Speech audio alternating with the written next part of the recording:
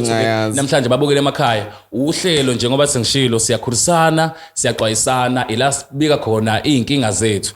ezisematheni kakhulu ke ukuthi ke kusasa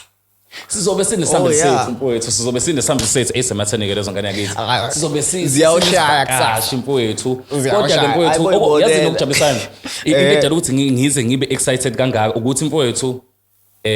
amen siyafika adlule ngoba ukube usimhlambo sampintshwe yiso benge ngize ngijabule kangaka kodwa lo oza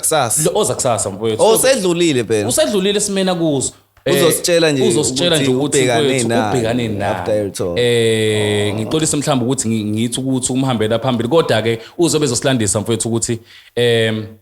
babukele emakhaya uzobe sisilandisa ke ubafo ukuthi waphuma kanjani wangena kanjani iziphi ezezinto ayisebenzisa noma abukela kuzo ukuze adlule kulesimo ngoba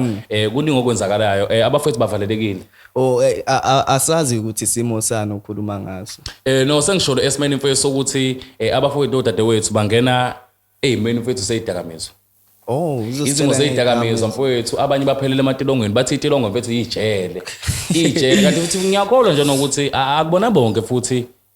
abangena lapha namhla kungesizathu yabona kukhona abangena ngephutha mfowethu so ezinye izinto lezo ke ukuthi